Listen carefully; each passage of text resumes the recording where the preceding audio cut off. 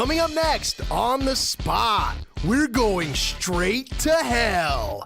To demo Shadows of the Dam, that is. There's also demos of Red Faction Armageddon and the Fallout New Vegas Honest Hearts expansion pack. Aaron Sampson has the latest digital downloads, and we chew some bubblegum with Duke Nukem. We've also got fresh pre-E3 details for Bastion and bring you round 2 of Super Button Mashing Memory Leak. We're live and on the spot.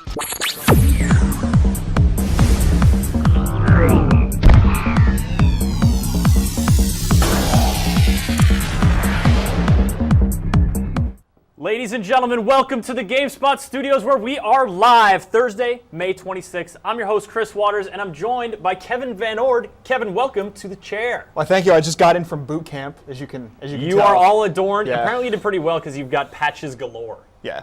Yeah, it's like the Cub Scouts. They just keep sticking them on. I'm a Weebelo now. They keep the regular stream of them going to boost your self-esteem. Oh, absolutely. Absolutely. Now, Kevin, you are here to show us a video game. Please name that video game. That video game is Fallout New Vegas Honest Hearts. Honest Hearts new DLC. New DLC that you have a review for going up shortly. But for folks, you're in that Fallout New Vegas, you want a little more, we're going to check this out. We're going to adventure. Where does this take place? This is in the Zion National Park in Utah. Okay.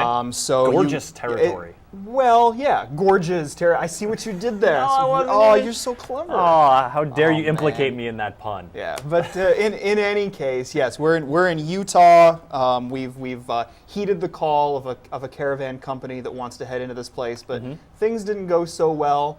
They never do in this post-apocalyptic wasteland. Yeah, it's hard out there for a wanderer. So we should probably check it out and see what's going on. Yeah, where are you at here? Well, we're in the park, as it turns out. I've got with me the fantabulous Waking Cloud, who is a midwife, and she's one of the two. Well, there are 3 major tribes in this DLC. One of them is the Sorrows, and they're kind of headed up by Daniel, this sort of religious leader. Oh, something's going on up there. So we'll just take care of this White Legs dude. Is White Legs another one of the tribes? He is. They're the rough tribe. They're the warring tribe. They're not. As you can tell by the bullets heading your direction. Absolutely. So you're what are you rocking there? Like the little SMG? Exactly. But you know what? We can always change things over if we wanna go for something different. Let's take a look and see what other weapons I've got. So that's. It's 12.7 millimeter submachine gun, but you choose. What do you want me to do? Hollow rifle. Hollow rifle. That is from the last DLC. Yeah. As it turns out. Okay. So I'm a big fan. How does it take care of this scorpion? Well, in this case, I don't. Waking Cloud. My companion did, but I'll use it for something else. I think there's some Yao Guai right around the corner. These are returning enemies from Fallout 3. Big nasty bear-looking dudes. They are big nasty bear-looking dudes. I think there are some right around the corner here. All right, watch out for that hole. That bridge is not intact. I'm not planning on falling down there. Folks, remember, because we are live, we are taking your questions over Twitter and through the chat room. Oh, there goes a Yao Guai. Yep, absolutely. So join the chat. You see the button there to the right of the video player. Or shoot us an @GameSpot tweet, and we'll be taking your questions with Kevin Van Ord and Fallout New Vegas. I always want to say Hungry Hearts, but no. I don't have the cannibalism perk, so it's Hearts. not Hungry Hearts. Oh man. So what's Waking Cloud using to get the job done there? You know what? I'm not sure. That's one of the. I keep calling them bear claws. I think those are from. I think those are one of the Yao Guai claws that I can also get. There's actually. Oh, I don't want to give anything away. Let's just say that there's a very special weapon that looks very similar to that you can get before the DLC is done. Okay, so like you were saying, this hollow rifle is from the previous DLC.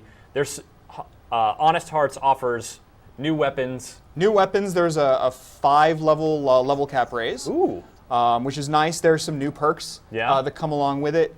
Can you give us an example of one of the new perks? Well, there's one of them, for example, where if you've got a crippled limb, where you can actually do extra damage, additional damage for each crippled limb. Okay. So that's one of those. If you have a things. crippled limb. If I do, yes. So you get fired up because your arm doesn't work right. You do extra damage. Absolutely. Let's go ahead and meet. There are 2 major figures in this DLC. Yeah. And I'm going to go ahead and move to one of them so that we can meet them. I'm going to go and meet, well, you'll see in a second. So pretty big area, Zion. It's a pretty big area. Yeah. And you've got kind of two major figures, both of whom are relatively religious. There's Daniel, who's an ex-Mormon missionary. Well, she's still a missionary, but he started as Mormon missionary, and things have kind of taken a little bit of a turn. But he's a pretty peaceful guy. Is that who we're headed to meet right now? As a matter of fact, no. We are going to meet Joshua Graham, who is also called the Burned Man. I can see that You can see why. he's possibly a burn victim, Yes. or he's just faking it. And well, Do we he's believe not him? faking it. He escaped from some troubles with Caesar's Legion, okay. who believe him to be dead. But some believe that he's still alive, and of course he is. So picking up, is that a story thread coming from the original game? This is somewhat of a story thread coming from the original game, and there were some visual clues. And actually, this is an interesting little point, because this character was actually meant to be in the original vision of Fallout 3. If anybody remembers Van Buren, which was the isometric view Fallout 3 that they were working on, that ended up getting scrapped, he was going to be one of your followers. Oh, really? So as it turns out, I've been working with one of his people, Follows Chalk, who's interested in seeing more of the world. So I'm going to talk with Joshua. Been some time since I visited. And see what he has to say, because Follows Chalk is kind of interested in seeing I don't have civilization fond memories of them, rather than sticking around but with I have his always seen tribe. these places from Okay. the outside. And follow Chalk is I'd a rather not follower of his? He's one of Joshua's followers, and also one of my followers. He's one of the he's one of the guys who can come around with you and help maul scorpions. absolutely. He's like right now I have Waking Cloud, but you can pick him up earlier as well. He's somebody you pick up earlier.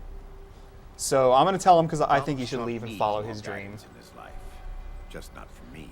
But Joshua is going to leave it up to me to tell him what to do. Okay. And that's one of the things about the DLC, just like with Fallout New Vegas in general, is I get to make some choices as to how I want to handle things. That's and nice. this is one Yeah. of the smaller ways that I get to influence the world. It's like I can tell, Follows Chalk, hey, I think you should visit the outside, or I think you should just stick with what you know best. So you're going to encourage him to strike out Absolutely. on his own. Absolutely. God be with you. There's some talk in there about Salt Upon Wounds, who is the leader of the White Legs. That's the warring tribe that I shot the dude earlier. Wow, yeah, she just like strapped on a Yao Guai thing, didn't she? Yeah, I'm trying to think of what I have. You know what? This is earlier on, but before I was done, I had the best helmet ever The best in helmet. Fallout. Yeah, it was pretty much the best. That's a bold helmet claim, ever. Kevin Van Ord. It is a bold claim, but I'm willing to stand by that. Okay, do you want to tell us more, or is that a surprise that you'll leave for folks? Who Well, wanna play that's through? that's something that happens. Let's just say that as you get to the end of the DLC, you make a bunch more choices, and some of those choices could involve you ending up with some kind of neat stuff to take back to the Wasteland. So choose wisely. Choose wisely always. Now we got a question coming in from the chat room. Young Charter wants to know sort of how, what kind of length are we talking about here, and what kind of difficulty level? I'd say 4 or 5 hours, probably. It probably took me about 4 hours to get through it. Okay. And I did, as far as I know, I did every quest available to me. But it depends on how much you want to explore. There are some caves all through here that you can definitely check out. Yeah, Bretsky in the chat was also wondering about linearity versus exploring. So It's definitely exploring. The last DLC, Dead Money, was pretty linear. I mean, you could do things in a different order, but it was pretty story heavy in terms of how you went through it and that kind of thing. Here, you've got a lot more chance to explore. It's a big area, so there's definitely a lot to see, and it's interesting looking. It's a nice change. We'll take a look here and see what the scenery is like. I mean, it's definitely a something different. You Yeah. still see the occasional burned car, although those things kind of seem out of place in this particular environment, but you I mean, still see especially that if you're stuff. sort of deep in the national park, right? Absolutely. I think this might be an entrance to a cave. We can always go in and check it out since I'm here. I don't know what's in here. I don't know that I remember, but I like to take Let's the take readers a along look. for a ride. Yeah, let's see what surprises this little cave holds. So we'll turn on the Pip-Boy light because it's just such an excellent light to give me a chance. Oh yeah. Now some of these caves are kind of filled with traps, so I want to be really careful. Although it's really, if anybody's played Fallout 3 or Fallout New Vegas, you know that it's kind of hard to see those things. But this is pretty ambient. Yeah, and We've that got was an issue glowing with the mushrooms. first New Vegas DLC, right? Was trapping stuff to see. Yeah, those traps were really tough to see in those really red-orange environments. They all kind of look alike. There's a lot more visual variety here. Yeah, that's pretty disgusting. Isn't Sorry, Den Mother. I'm gonna kill you and your baby. There we go. Oh. I do like, this is the best part of the Dead Money DLC, is this weapon. I do like taking it with me everywhere I go. It's kind of the same thing with Fallout 3. Operation Anchorage had some interesting weapons. That was the best part of that DLC. And then I took them everywhere I went, pretty much. The Gauss rifle, if you remember from Operation. I took that everywhere. Yeah, I like that weapon a lot. And do you like the Honest Hearts weapon as well? Yeah, I don't want to give too much away about that particular thing, but let's just say if you like melee, then you'll probably enjoy this weapon that I picked up, along with the matching hat. I know we have a few editors around here who prefer to do the melee and get up close and personal. That is true. Curtis likes the hand-to-hand, actually, which I can appreciate that. I remember when he was writing the guide for that, I'd look over at his screen and it was always taken up by this huge piece of rebar with a concrete chunk on it for like most of the game. Yeah, well that's honestly though, that is an excellent weapon. Yeah. That is one of the that you can pretty much get through all of Fallout. Oh, and somebody had asked about the difficulty. You know, if you're one of those hardcore folks, I think that you'd probably enjoy it because there aren't a lot of stim packs, there aren't a lot of stuff like that to get. You definitely can get more use out of your cooking because there's yucca plants to pick up and stuff like that here. You know, and a chance to use those other things. Otherwise, if you're not one of those people playing on the hardcore difficulty, I got through it without dying once. So it's not that hard. Probably the only thing that might kind of irritate you is the return of those Cazador flies, which are not one of the better enemies. But I'm trying to jump, and this being Fallout. Oh, we made it! Doesn't really like me jumping. Well, cool, Kevin. Anything else you want to mention about Honest Hearts before we wrap it up? It's out. I think it's good, and it's a return to this is Fallout doing what Fallout does, and I think that speaks for itself. Very cool. Well, thanks for coming by to show it off, folks. Always. If you want to read more about Honest Hearts, Kevin's review is going up for that very shortly. Now, before we head into our tape segment, some of you have been asking about this contraption that we have on the desk. This amp weapon, it's a replica of Cole's amp weapon in Infamous 2, and it can be yours. We'll be giving it away along with a whole bunch of other stuff later in the show during our trivia segment, including some Duke Nukem stuff inspired by this next feature, all about Duke's weapons. Video preview. It may be hard to believe, but Duke Nukem Forever is, in fact, a real game, and its release date is just around the corner. We've had the opportunity to go hands-on with it a few times now, covering the single-player and multiplayer in this foul-mouthed, in-your-face first-person shooter. Let's start looking down the barrel of this highly anticipated game with a closer look at some of its destructive armaments. They say that clothes make the man, but as we'll soon discover, it's weapons that make the Duke. In the previous game, Duke Nukem 3D, you started out with your old standby, the semi-automatic pistol.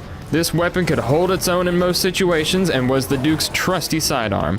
Sadly, its damage output has been downgraded during the many years between 3D and Duke Nukem Forever, but what it lost in performance, it gained in style. Instead of a lousy lump of gunmetal, the pistol is now tricked out with gold plating, a fine testament to the Duke's gold-plated ego. Another favorite from 3D was the Shrink Ray. Few things are more satisfying than tagging enemies with it and then popping them like a ripe tomato. This simple pleasure will be returning in the upcoming sequel, but not without a few tweaks. For starters, the Shrink Ray now fires at a noticeably slower rate, and enemies who are affected by it will need to be targeted and attacked, rather than simply walked over. Other classic armaments, such as the shotgun, rocket-propelled grenade launcher, and Ripper, have made the jump to Duke Nukem Forever more or less intact. All three of these classic weapons are just as deadly as ever. The close-range blast of the shotgun continues to have plenty of stopping power, great for putting down a rampaging pig cop, and the Ripper's high rate of fire lets you dish out plenty of continuous hurt. The Duke's trusty RPG launcher remains a good option for dealing high damage to a single target. The pipe bombs and trip mines are back and function much as they did in 3D. However, pipe bombs now explode on contact like grenades if you can tag your enemies in midair, though you can also detonate them remotely as before. There are some new weapons at the Duke's disposal as well. In lieu of anything as mundane or straightforward as a sniper rifle, Duke Nukem Forever's long-range weapon of choice is the railgun. Just like something out of the Quake series, this high-powered, single-shot weapon can dispatch foes with deadly efficiency, thanks to a handy sniper scope. In addition, there's the destructive Enforcer missile launcher. This effective weapon fires clusters of homing missiles 3 at a time with the pull of a trigger. However, because the weapon can only hold 15 missiles max, you're only going to get 5 shots total. As we've seen, the destructive options available in Duke Nukem Forever are as colorful and varied as the charismatic Duke himself. You can hopefully find Duke Nukem Forever this June on the Xbox 360, PlayStation 3, and PC. For more information on the game, be sure to visit the GameSpace on GameSpot.com. Welcome back, folks. We'll be giving away Duke stuff later on in the show, as I mentioned, but right now we got Tor Thorson here because it's news time. Hi. The clipboard, the man himself, Tor. What's on the top of the news Well, today? PlayStation 4, how about that? Say what? Yeah, I know, it's kind of crazy, but in a conference call after Sony reported its earnings this morning, their CFO was asked about how come Sony's research and development costs are so high. Okay. And then he said it's because of prototype research work, development work during the current fiscal year in the game segment. And he went on to say, and this is kind of garbled English because it was through a translator, but he said, the PS3 still has a product life, but this is a platform business. So for the future platform, when we'll be introducing what product, I can't discuss that, but our development work is already underway. So the costs are incurred there. So he basically admitted that they are incurring major development costs on a future platform. And which we are cleverly codenaming the PS4. The PS4, yeah, the code. I know. I've been working on that all day. But it's not that big of a surprise. I mean, as we know, 2 weeks from now at E3, we're going to see Nintendo's next console. That's right. Which is supposedly as powerful as the PS3. And then also Microsoft in March, they posted job listings for next generation Xbox developers to work on future platforms. So we've come to that time, have we? It's that time of the console cycle where, I mean, if you'll recall, the PlayStation 2 was still going strong when they released the PS3. Very true. And and we can find out what the sales are on that right now because Sony released its earnings for the last fiscal year, and the game division, Sony, which is the Network Products and Services division, how's that for a fancy moniker? That fits on a business card. Yeah, went from losing $1.1 billion to making $434.23 million.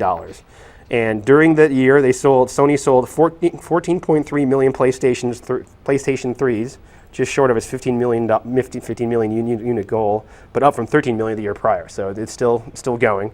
Still increasing. The same can't be said for the PSP because they sold only 8 million units of that, down from 9.9 million the year before. And I guess I don't know if that's NGP jitters or what, but the PlayStation 2 still sold 6.4 million units, but that was also down from 7.3 million units the year before. But not too shabby. Not too shabby for a 10-year-old console or going on an 11-year-old console. There's 147.9 million PS3 games sold, which is way up from 115.6 million the year before.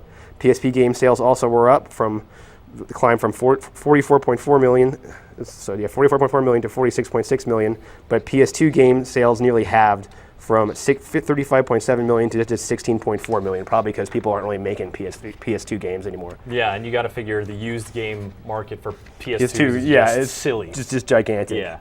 In other news, if anyone remembers who Turtle Rock Studios was, do you know what those guys are? Are you familiar with their work? It sounds familiar. You should be because they created Left 4 Dead for Valve. Back in the day. That game. And it's kind of a funny story because they created Left 4 Dead for Valve. Valve was like, we want Left 4 Dead. They bought them, but a lot of the guys didn't want to move up to Seattle, so then they split off again. Okay. So now they're an independent studio again, and they just signed a deal for an all-new multiplayer-focused first-person shooter IP with THQ that's going to come out in 2013. Really? So an all-new IP from the guys that created Left 4 Dead. Left 4 Dead. With a co-op and multiplayer focus is in the pipeline from THQ, which is going crazy with their core gaming business. With Homefront, you got Insane from Benicio del Toro coming out. We got more Saints Row coming this year, so they're really jumping on for a company that used to be most famous for its Nickelodeon games. They're really jumping on the core gaming market with both feet. And they got Red Faction coming out in a matter of weeks. In a matter of weeks, days even. Speaking of core gaming business, Take-Two reported their annual earnings, and Now, Red Dead Redemption has now sold more than 8.5 million units. Holy hat. Yeah. I don't know. Easy, partner, with the salty language over there. Trying to keep it clean. Trying to keep it clean here. It's a family show.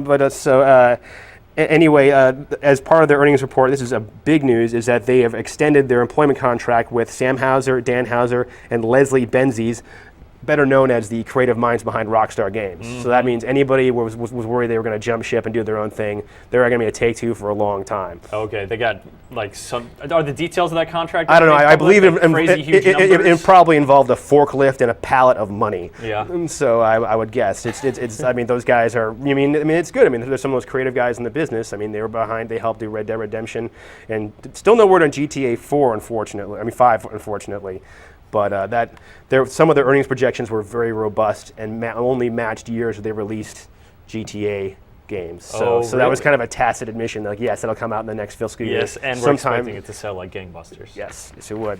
Also, last but not least, as part as I call, they confirmed that 2 other big high-profile games are still in development. One is Agent. I don't know if you remember that. Back in 2009, they revealed it at the Sony press conference at E3, and that's an espionage freeform game that's going to be PS3 exclusive, but no one's actually ever seen it. Just heard about it. We saw a pretty cool logo, but it's still in active development. And also still in development is Max Payne 3, which has kind of been out of the spotlight for a while, and it's not even on their release calendar anymore. It was supposed to come out, I think it was winter 2010, but then they didn't even. Now it's just not even on their release calendar. Like they had some screenshots come out a couple of months ago. not a couple weeks ago. A couple weeks ago, yeah, but it's still not on the calendar. Are we thinking maybe E3 we're going to hear about it? I wouldn't count on it. You know, Take-Two and Rockstar have never been really big on E3. They might make some announcements then, but I don't foresee it. All right. Very cool. That's it. That's all she wrote. Tor, thank you so much for coming in with the news. No problem. And if folks want to read more about it, news.gamespot.com. News.gamespot.com is where you want to go. Now, folks, a quick little note before we head off to the next segment. In GameSpot news, what you're looking at right now is our new DVR player. You may have noticed down below it says live if you're watching this live. That means, you can. The DVR player allows you to pause the live stream, resume the live stream. If you come in the middle of it, you can rewind back using the little progress bar. And there's also a fancy little SD HD button that blows it up to the biggest video player in GameSpot history. So fancy new stuff we're rolling out for you in our lead up to E3. Now, our next tape segment is an interview starring our very own Sean McInnes talking to Greg Kasavin about Bastion, checking out a new area, new weapons, and here it is. Take a look. Proper story's supposed to start at the beginning. Ain't so simple with this one. Now here's a kid whose whole world got all twisted, leaving him stranded on a rock in the sky. He gets up. All right. Sits up. Hey everybody, Sean McInnes here alongside none other than Greg Kasavin here to tell us about Bastion, one of my personally most anticipated role-playing games of the year. Greg, just to go back in the Wayback Machine for a moment, we've seen a lot of Bastion lately, but you're sort of the expert in the early days of the game. When you first saw this game, what convinced you to get on board with the team at Supergiant and just sort of, hitch your wagon to this game? Yeah, well, so I was friends and in fact roommates with these guys like before the company even started. So I knew a lot about it before it was, while it was still a sparkle in our eyes. And then, these guys. They formed the company at Gavin and Amir are the co-founders of Supergiant Games. They founded the company in September of 2009. Basically dropped everything, moved into a house, and got to work. And I got a wife and kids and stuff. I couldn't it was a sacrifice I couldn't do.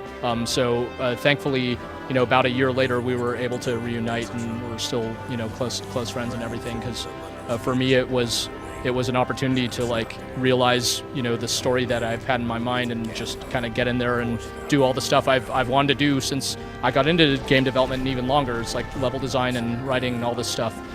So yeah, this project couldn't be closer to my heart, really.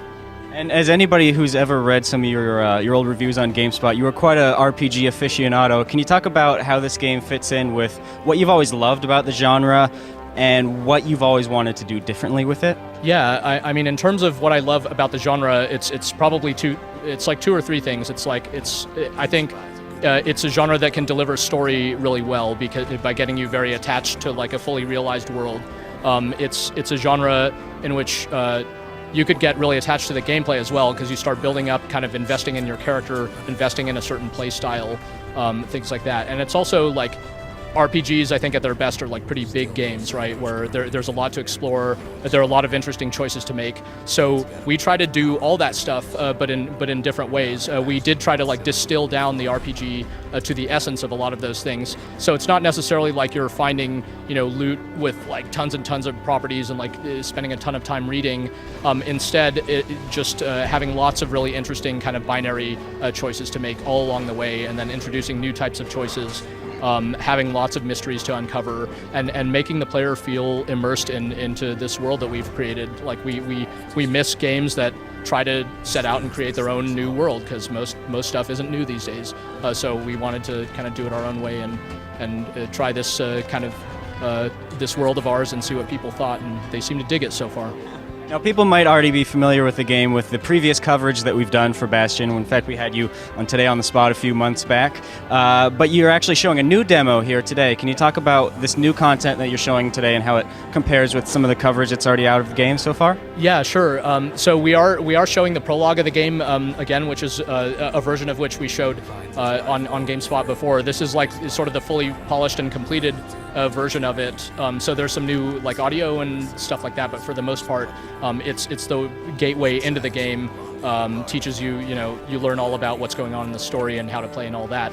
We also wanted to show a new sequence from the game and showing like one of the never before seen environments to give the impression that in fact this game does go like a lot farther than the stuff that you see at the beginning. And this is an area called Rothus Lagoon, which is deeper into the game. You could tell immediately that this is not sort of the ruined city environment that you start the game in. It's more out there in what we call the wild unknown, filled with these various strange beasts and man-eating plants and things like that. So it shows some of the direction we go in both in terms of the art style and the environments, the types of challenges, the types of things you fight, and hopefully, it'll get your mind spinning about like, man, they go pretty far out there in this game because we do intend for it to be this grand adventure and to keep building on, some of the ideas we introduced early on. The other thing is, we give you like new weapons to play with, and the moment-to-moment action in this game is a big deal. So we give you things like our scrap musket, which is basically a shotgun, and something called the war machete, which is this like super fast sword. So like early on in the game, you might expect that the game is all just kind of medieval weapons, hammers, and bows. But yeah, when you start running around with a shotgun in an action RPG, it feels pretty different.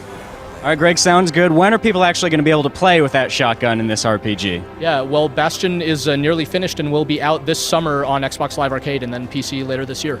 Thanks a lot, Greg. Thank you. There you guys have it. That's your update on Bastion. And we're back, and we pulled a little switcheroo. I've got the controller, and Kevin has the computer, so he'll be corresponding with you in the chat while I play Red Faction Armageddon. This should be fun. I think it's fun. We did a Now Playing for this yesterday, 2 days ago.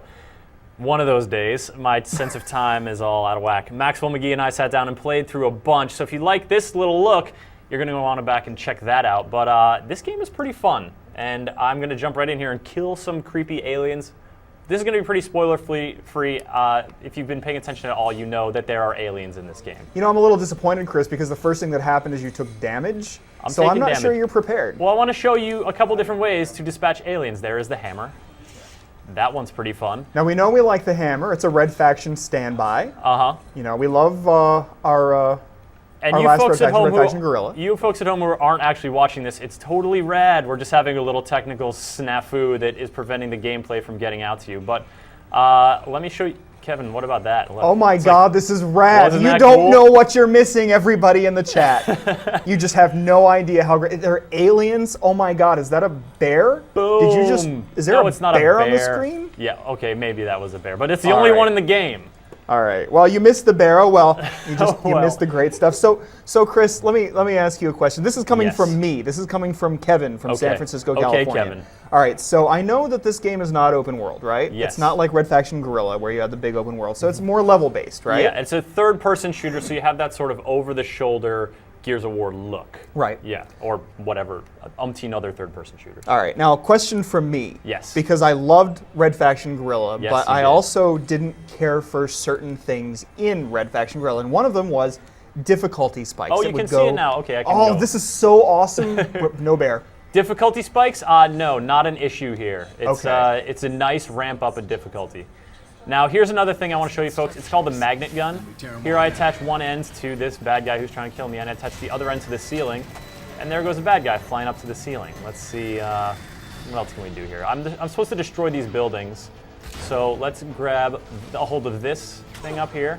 I'm going to shoot it over there, and smash! Wait, did you just do that thing? Do that thing again. Okay, here it goes again. Little magnet gun action. Boom, magnet there. Throw that thing over there. More explosions. Now, And, can we do that with these alien dudes? Yeah. See ya. There he goes. Whoa. Splat.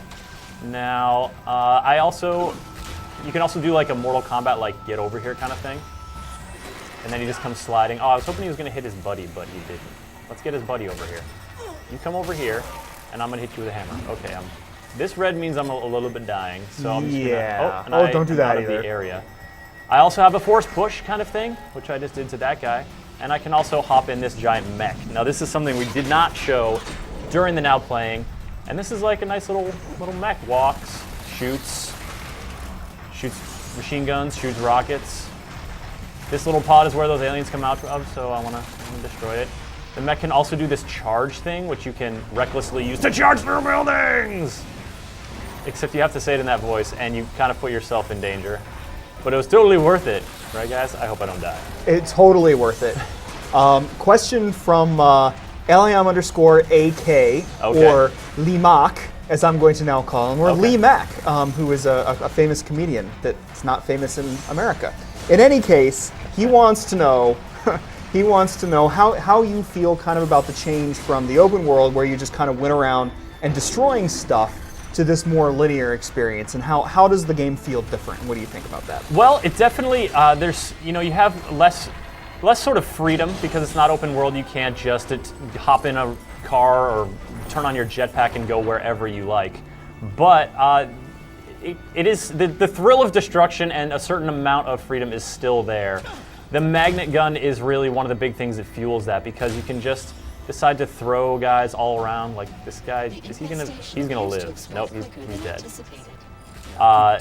So you have this, you can make buildings collapse on themselves. And I really just can't say enough about how much fun I have with the magnet gun. Of course, you also have other explosive weaponry. You can fire remote charges. I was talking with Aaron Sampson, our gameplay editor, or video editor, and he loved Red Faction Guerrilla as well, and was wondering, in Red Faction Guerrilla, I could set these elaborate traps, set ambushes, bring buildings down on convoys and stuff. It's not that same kind of thrill. Instead, you'll sort of come into areas like this one, and then, oh my God, some horrible aliens will show up, and you're like, okay, how do I want to destroy you? I'm gonna, put some remote detonated charges on that guy and blow him up. I'm maybe gonna stomp this guy's skull in. These guys are giving me guff, so I'm gonna use one of my nano forge powers that's a shockwave, which basically lifts them up into suspended animation and damages them, and then the bigger ones I kind of have to finish off a little later. And I hope I don't die here. But, oh no, that's the pause button. That won't keep me alive. But I am gonna, obviously it did not. I did not. I am gonna load up something different real quick, just to show you folks, there's a lengthy single player campaign, but there's also infestation mode, which will allow me to show off, I don't want to go on Xbox, which will allow me to show off a little bit more of the bigger scale building destruction. A lot of this game takes place in caves underground, and so that's great because it gives you a lot of surfaces with which to to throw your enemies into and whatnot. Right. But you sort of miss that outdoor, open air, big tall buildings kind of thing. And so those environments do crop up, and they are pretty fun. Now, question for me while we wait for the loading as well. Yes. Now, some of my favorite and also some of the most frustrating moments in Red Faction Guerrilla involved vehicles. Now, we saw some mech kind of stuff going on there, but what about vehicles? That's pretty much it. There's a couple different kinds of mechs. There's that walker that you just saw, and then there's sort of a spider-like one, and then another vehicle sequence that comes way later in the game, so I won't go into detail about it, but they're pretty linear. It's a linear campaign, and you don't really have any sort of free roaming abilities. Now we take a look at the start to Infestation, which is a survival mode. Basically, you can play with 4 players over Xbox Live. I prefer to have the Pulse Grenade, which is, unlike the timed grenades, it just explodes on impact. I showed you the Shockwave. I'm going to show you the Shell. That's a fun ability. Okay, so here I am. There's 2 Infestation modes. Survival, which is just, don't die. And then there's Defend. And so I have to, in addition to destroying all these troops, you can see, I also have to defend this structure by shooting little repair grenades at it when it gets messed up. And so now I have these guys attacking me, and a little fun with the magnet gun. I really like it. Mars is not friendly, is it? No, it's not, and it's even more unfriendly in this one. You've got cultists, causing trouble. You got aliens that just appear in front of you. I don't often break out I find myself not using the hammer as much because Darius Mason, the protagonist, and this guy, the melee attack is really powerful, but it's still fun to smash an alien with a hammer, as you can tell. Well, I mean, when could it ever not be fun? I mean, name me any chance in which hitting an alien with a hammer would not be fun. Tell me one now, Chris. I don't think I can, Kevin. Yeah, see, there you go. There you go. That's reason in and of itself. Now this guy's up on my building, and so you've got the repair action going on. Mm-hmm. Now repair that's something you have to actually use in the campaign a bunch because, your destructive vigor is such that you often, destroy structures. Like this one I just used to bring down on this guy's head. That's a little bit of playing with fire because if this thing comes down low enough, I'm gonna die, or I'm gonna fail rather. This shield power sort of protects against projectiles and destroys enemies that are inside it. Now, I was hoping this guy would show up because these are big dudes that are hard to kill, but what I like to do is just throw them far away from me and then bring down the building on their heads. In this case, it's like some leftover freeway. Just kind of keeping them at a distance and then getting attacked from behind by this guy. So let's see if we can blow them up. Now, Squall... shield so I don't die. Skull 20XX is kind of wondering. This is actually a good question. He's wondering about secret stages and weapons, and I'll kind of throw in my own idea on that because of course in Red Faction Guerrilla's multiplayer they had the really great was that the ostrich hammer? Yes, that goofy ostrich that you can wield like a sledgehammer. Now, is there anything like that? Anything that you uncover? Any Easter eggs? Any cool stuff that if you go out of your way you might find? Well, there's not so much out of your way stuff during the campaign. It's mostly pretty straightforward, but there is a hilarious Easter egg weapon that you unlock upon completion of the campaign. And if you guys have been paying attention to Red Faction preview coverage, you might know what it is already. For those of you who haven't, I won't spoil it. But suffice to say, if you come back to GameSpot like next Wednesday, there'll be a gameplay clip up showing that weapon in all of its weird, profane glory. And I think even if you're not that interested in this game, you're going to get a laugh out of it. Chris, I don't like it when you tease me. I'm sorry, Kevin. Yeah. I got to respect the spoilers. Yeah. And I got to I'm just going to... Oh, that guy's already dead. Okay, cool. Well, this wave's going to take a little longer than we have on the demo, so I'm just going to punch this guy in the face and be done. So do you know what could potentially make this game better? What's that? Is if it took place in Thringland or in Germany. You think so? I think that's what it's all about not in on shooters Marth? nowadays. No, not on Marth. Marth 3? I don't think it would be appropriate. So you saw the Modern Warfare 3 trailer, did you? Really? You think? Here in the United States of America, We're just gonna keep going. we like that game here. We do. All right, folks, there's your look at Red Faction Armageddon. Like I said, we did it now playing a whole hour of that game. If you want to see more destruction, more magnet gun, take a look at it. Now, up next, we have round 2 of Super Button Mashing. This is our retro Super Button Mashing because May is Video Game History Month, and so it's going to be NES, Super Nintendo, and Sega Genesis games in the Memory Leak round. Let's see how our competitors fare. It's time to mash buttons. When I say button, you say mashing button. Button. Button. You're gonna get gonna get super button mashing coming at ya.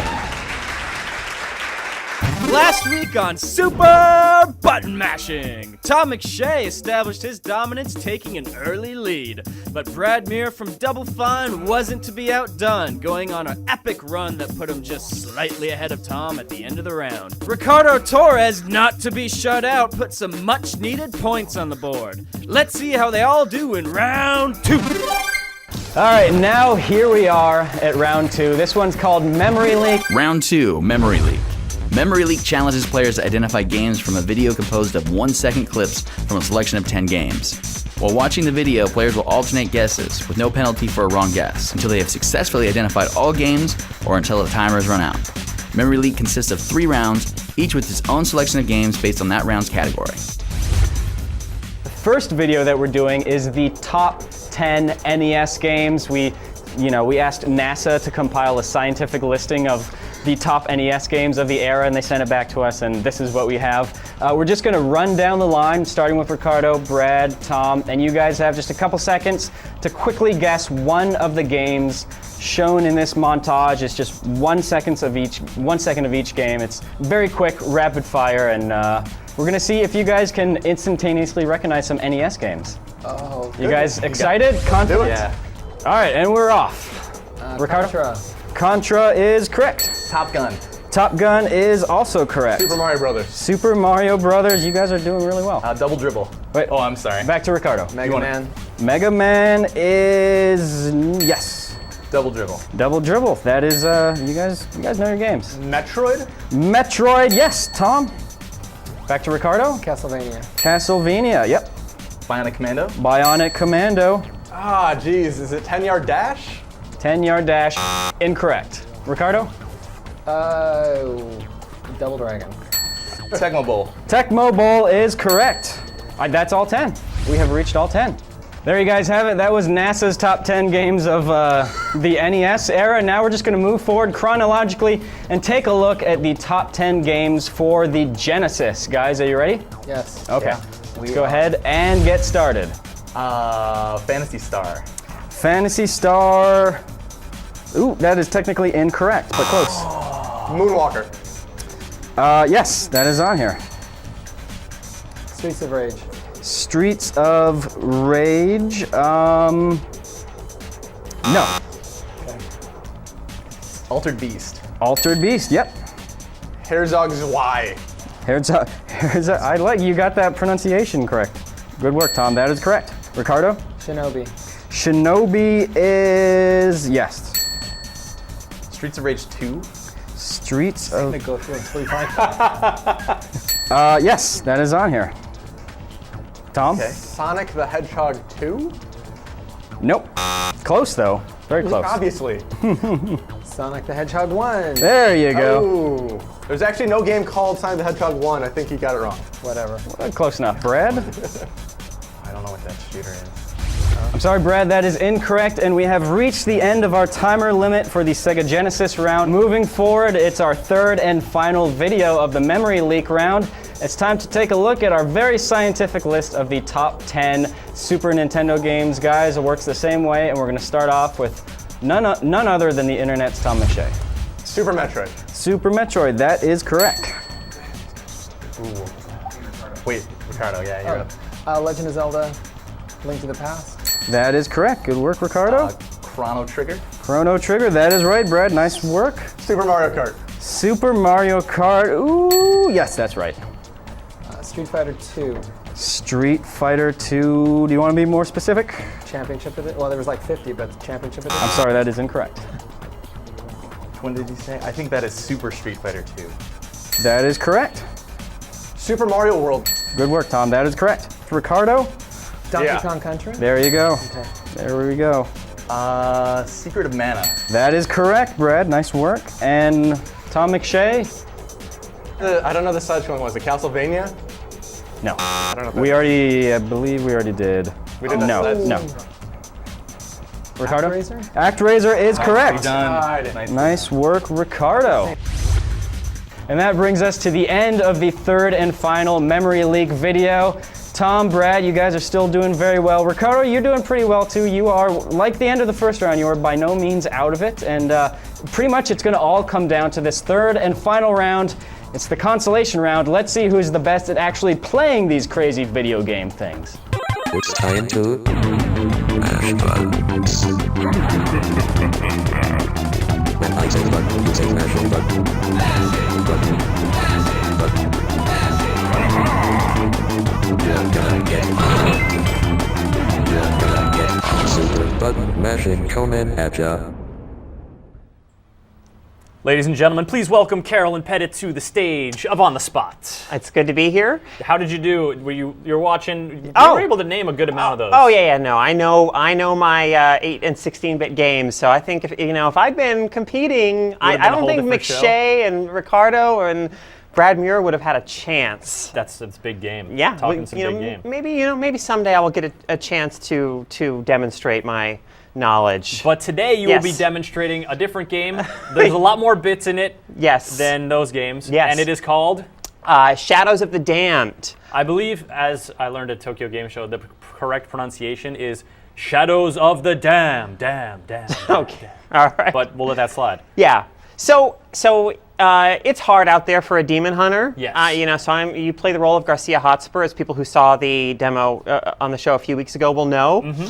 And so I'm doing basically I'm going to jump right into a boss fight from the game's second act. And that's bold. It is bold, and I got to say, I'm not 100% confident in my abilities to defeat this boss, but I'm going to give it my best. I think in retrospect, I chose the medium difficulty, which is called Demon Hunter. Mm-hmm. In retrospect, just for purposes of this demo, maybe I should have chosen the easy difficulty, which is called Lemon Hunter. Lemon Hunter. Yes, but I didn't.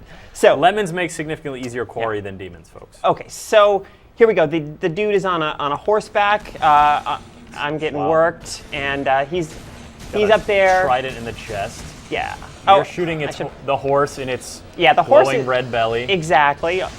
Obvious weak point. I'm also trying to avoid those missiles. I'm gonna, healing is done by chugging hard liquor, so I'm gonna heal there with nice. Yes. Okay. Remember, this is a video game, kids. Yeah. Yes, and we're in the demon world. And we're chasing a demon man on a horse with a torch. What, doesn't Garcia Hotspur have guns? Okay. Yes, but so his friend Johnson is okay. Did you hear that? The horse just pooped, and the poop is this darkness that I can go into, and I actually need to be standing in the darkness to kind of hit the vulnerable spot of the. The horse just pooped. I need to go into the poop so I can shoot the horse. This is how things work in the demon world. So are those hits scoring? No, I think I need to. Well, I'm not actually sure, but eventually this happens. Yeah, that works. Yeah. So now I can shoot the horse in his vulnerable red belly there. I think. Yeah, looks like you scored a few. Yeah. Yeah. So now he's going to go back up there. Nice. He's going to. That's very European, that sort of, Shit. Excuse me. Guy posed on the horse, triumphant in the town square. Yeah. Except you're in hell, so it's on fire, and the horse is shooting spears at you. Yeah. So you were asking earlier, you mentioned, why do I have this torch? Just to, your friend Johnson, the former demon, who is now just a flaming skull, is basically everything that Garcia uses is Johnson. All of your weapons, your torch, he just transforms from one thing to another. So next time I use a weapon, it'll be there's the telltale sound that the darkness is ready. So this weapon's the Teether, which is another one of Garcia's, another one of Johnson's forms there. And if I recall correctly, that's a gun that shoots teeth. It is indeed a gun that shoots teeth. Yeah. All right. So, but shooting teeth, kind of like a little bit of a machine gun or an assault rifle, SMG type. You could sort of make that comparison, I guess. I sort of did, but it shoots teeth. Do you have more booze? That's a good question. I do. I have some hot sake, which I'm going to chug right now. In fact, I could use some more of that. Oh, more sake. Uh-oh. That. You're just a dude trying to chug some sake in the town I know, square. man. Seriously? Oh, okay, that weapon No is more out of teeth. ammo. No more teeth. I'm gonna switch to the boner. That's just what it's called, people. I don't make this stuff up. It is what it's called, it's true. Yeah. I remember, yes, in our previous demo, we had chuckles. Now you're waiting. So this is, you said this is the boss at the end of the second area? Yeah, the second act. So have you already smoked a boss? No, the first act is actually basically what we saw on the show last time. It's Okay. where you go into the apartment and, you know, Paula, your girlfriend, is there, and you meet Fleming. Anyway, so no, And this if you is... folks missed that, of course, that episode, it's in early May. That's archived on the site. You can watch that on demand any old time you like. Yeah. Except for right now, because this is awesome. So this is basically the first real boss fight of the game. Uh-huh. All right, come on, dude. Get into the poop darkness. Oh, did you just get kicked I by got that kicked horse? by a horse. Ow. By a creepy horse that poops darkness. Okay. All right. Can you shoot? So you aim for the horse's belly. Yeah. Oh yeah. Stick it to him. All right, now I think I need to do a better job of shooting and hurting the horse when he's up here, but to be honest with... Oh, wait, something's happening. Uh-oh. Something dramatic. Okay. Oh, yes. Oh, dear. Oh, my God. Oh. Now, the caveat here, folks, of course, is that this is playing on a debug system. That's right. This is not a, retail Oh, look at version this of the game. dude. What? Chowing down Okay, there. so his horse is dead. What do you do when your horse dies? You eat its heart and 50 times your size. All right. Well, this is a... Okay. That's about the face that you were making. Yeah, no, very much so. I like that you're so in tune with Yeah, the me and protagonist Garcia here. are, Oh, we're he's gonna tight. finish it off. Oh, God. Wow. You know, that's the thing about the denizens of hell. They don't waste any part of the animal. You can really admire them for that. Holy cow! Okay, so this is, I have not even seen this. Oh, my boner is out of ammo. I guess I can get more ammo. You need to fill up your boner. Yeah. So there we go. And, oh, all right, reload there, Garcia. Yeah. Shoot him in his shin guards. Oh, yeah, I'm doing a little stomp area attack type thing. Oh, you are... Oh, come on. Maybe I'll use the shotgun type weapon here. Yeah. Definitely use the shotgun. What's the shotgun called? It is called I want to say the monocutioner? Oh, right, because it shoots skulls, right? Yes. Like concussioner, monocussioner? Monocussioner, that makes more sense. I think that's that's the way Joel Wade pronounced it. That would be the correct pronunciation if you're into that sort of thing. Wow, it's making a lot of noises. Yeah. There Okay, you go. all right. Hey, doing some damage here. Shoot him in the mouth. Oh yeah, I bet he has another. Or no. No. Okay, maybe not literally in the mouth, but Because so using the classic video game clue of these red spots are where you blast the dude. Yeah. But see, then there's got to. I think you're right that when he goes down, there's probably some other weak point. I don't know. This is my first time. Do you think like it's a climb up his leg kind of thing? Oh, you might be onto something. No, usually there's Not a that button one. Yeah, prompt. you get Oh, a this prompt. probably that one. It'd be a pretty generous prompt. I would say Yeah. just go for the reds. Shoot the red things while you can. Yeah. Ah. Is that a moonwalk I see? A little bit of a moonwalk. He's. Okay. Let me try this. Now shoot his elbow, his No. arm. Shoot his arm. All right. Yeah, he's got more red bits. Oh, hey. Nice. That shattered nicely. See if I can get over to this other one. Wow, not a good. Oh, there we go. He's got a couple on his belt. Ew, what the hell is going on? I don't know. It's weird. There's goo. Why are you getting goo attacked? I probably. There's like pustules in Horrible, the ground. nasty worms. Ew. That was gross. So. All right, folks. While Caro's going to keep doing this, I'm going to start to tell you a little bit about our trivia because it's about that time. But since Caro's got this guy on the ropes, we can't cut away. So we have a 4-stage trivia today, and let me just give you a little. We've got trivia themed with Infamous 2. You've seen that thing sitting on the desk. We've also got Red Faction Armageddon trivia. We've got Duke Nukem, and we've got Starhawk, a poster that Sean McInnes brought back for us from his trip to an unnamed location. That's actually the answer of the trivia question, so I won't say it. All right, so.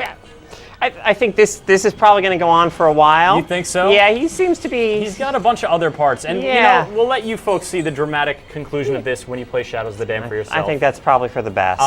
Cool. So now let's do trivia in earnest. The first thing up is this poster that I'm going to have to enlist Caro to help me show off. Why don't you grab that there. Check this out. Pretty robust, pretty colorful. This is a limited edition, it's signed number 131 out of 200. And if you like the colors, I originally thought this was an Outland poster when I looked at it, but it's from Starhawk, sequel to Warhawk. And if you want to win this poster, here is the trivia question. Which city is Starhawk developer Lightbox Interactive based out of? As per usual, you answer the trivia using the Answer Trivia button on the side of the page or by sending your answer and your name and address to onthespot@gamespot.com. Now, that is our first of many trivia items to give away, but we are going to throw to our last tape segment before we go any further, and that's digital downloads. Aaron Sampson has got the latest for you folks. Let's take a look. What's up, GameSpotters? This is Aaron Sampson bringing you a list of top digital downloads this week on Xbox Live and PlayStation Network. New this week, you can't buy anything on PSN, but now you can get back to mowing down Hellgas foes online or doing that thing with bags of tea that people seem to be so fond of. Multiplayer shooters are up and running, with games the likes of Killzone 3 and Black Ops welcoming back players last week with double XP play sessions. We would have told you earlier, but we are totally shooting pre-E3 coverage. For more information on PSN, hop over to the PlayStation blog. Regardless, it's on. On XBLA, roll a D3 with Dungeons & Dragons Daggerdale. Daggerdale will take you deep into dwarven mines to battle a particularly evil creature named Restless. Fortunately, you are not Restless and can res back in if you are killed on your search for daggers and or possibly dales. Join up with a friend and engage in melee, range combat, or spellcasting in both the campaign and free play modes.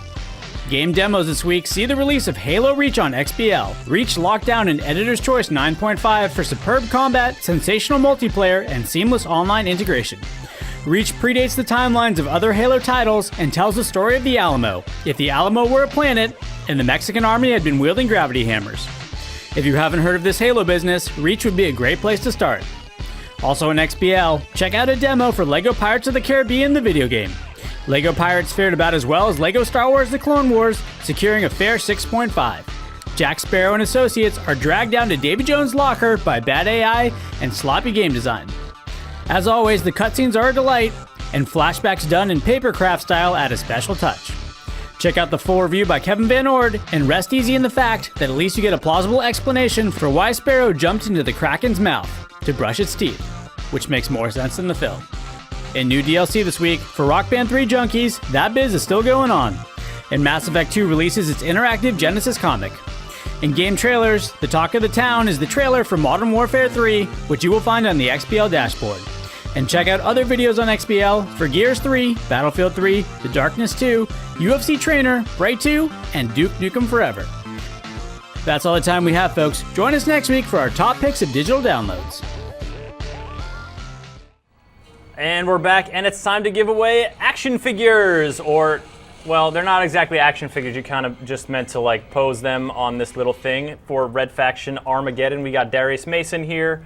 We got a Ravager that its arms stick in, but then it's hard to take apart. So, you know, use your imagination. You want to win one of these guys and put it on your mantelpiece because it's lovely? Here's the question you need to answer. What is the name of the EDF spaceship that Alec Mason destroys at the end of Red Faction Guerrilla? And of course, use the answer trivia button on the side of the page or shoot us an email to onthespot@gamespot.com to answer that one. And the trivia train is going to keep rolling. Now, Caro, I'm going to pass you some Duke Nukem things. Okay. Okay. And the first is this little item. Oh. It's sort of Duke art. It's one of those mouse pads that's like metal. It's stiff. It's solid. Yeah. And it's the kind of thing you could hurt yourself with if you're not careful. No, it's totally safe, maybe. We're giving away that. We're giving away a Duke Nukem hoodie and Duke Burger bright red t-shirts. So when you answer this question, just include which item you want in your answer. And here is the question. This 1997 PC pinball game, which had a Duke Nukem pinball table, also appeared within the original Duke Nukem 3D itself. Name that pinball game. Name that pinball game and say whether you want the mouse pad, the hoodie, or the t-shirts. There are 2 t-shirts, by the way. And for our final giveaway, this big honkin' amp thing, weapon from Infamous 2. You want to hold this? Not really, but I will. Yeah. Okay. I'm putting you on the spot, holding the heavy amp thing. So this one is not so much a trivia question as it is a trivia contest. What you're going to see in a moment is an image from Infamous 2. And what we need you to do is create a caption for it. It's a caption contest. Yay!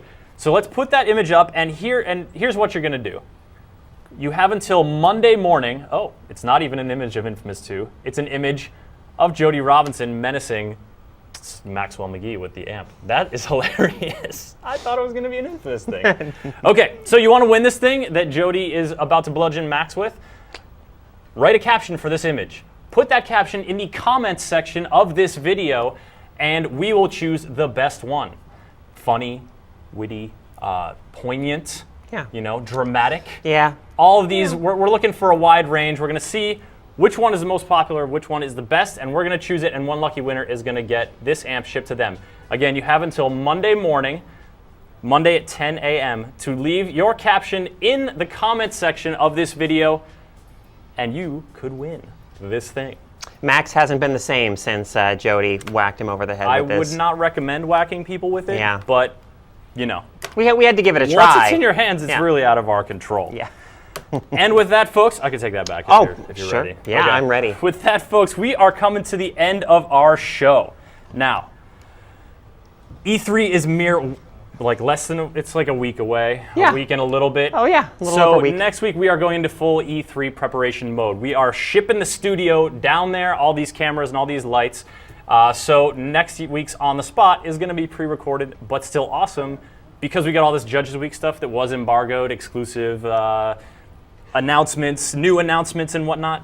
Pretty exciting. Yes, a lot of juicy stuff. It's going to be pretty great. And of course, next week we're going to have all sorts of hype videos, anticipation stuff, getting you prepared for all the E3 awesomeness we are going to be delivering to you via the internet on GameSpot.com.